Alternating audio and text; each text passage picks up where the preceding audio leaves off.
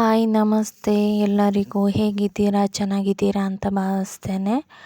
ಈ ಒಂದು ವಿಡಿಯೋಕ್ಕೆ ನಿಮ್ಮೆಲ್ಲರಿಗೂ ಸ್ವಾಗತ.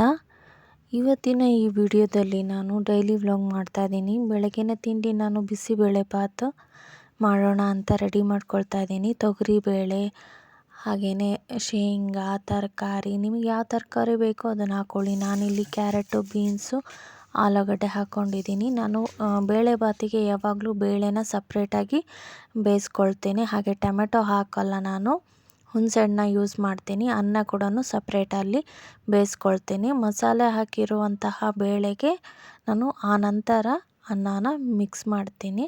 ತುಂಬಾ ರುಚಿಯಾಗುತ್ತೆ. ನೀವು ಬೇಕಾದರೆ ಟ್ರೈ ಮಾಡಿ ಈ ಮೆಥಡಲ್ಲಿ.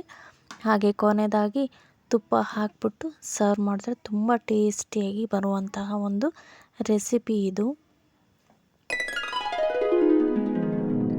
ಎಲ್ರಿಗೂ ನಮಸ್ಕಾರ.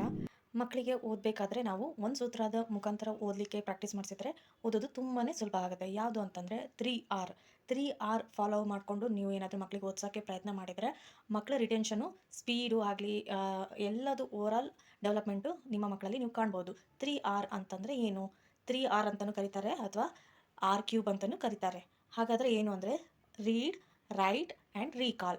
ಈ 3 ಅಂದರೆ ಫಸ್ಟು ಓದೋದು, ಬರೆಯೋದು, ಹಾಗೆ ಪುನರಾವರ್ತನೆ ಮಾಡ್ಕೊಳ್ಳೋದು, ಹಾಗೆಯೇ ರೀಕಾಲ್ ಮಾಡ್ಕೊಳ್ಳೋದು ಅಂತಾರಲ್ಲ, ಏನು ಓದಿರ್ತೀವೋ ಅದನ್ನು ಮತ್ತೆ ನೆನಪು ಮಾಡಿಕೊಂಡು ಹೇಳುವಂಥದ್ದು ರೀಕಾಲ್ ಅಂತ ಕರೀತಾರೆ. ಈ ಮೂರನ್ನು ಸೂತ್ರಗಳನ್ನು ಫಾಲೋ ಮಾಡಿಕೊಂಡು ಮಕ್ಕಳಿಗೆ ಓದಿಸೋದು ಪ್ರಾಕ್ಟೀಸ್ ಮಾಡಿದರೆ ಮಕ್ಕಳು ಓದಿನಲ್ಲಿ ತುಂಬಾ ಈಸಿಯಾಗಿ ಮುಂದುವರಿಲಿಕ್ಕೆ ಸಾಧ್ಯ ಆಗುತ್ತೆ.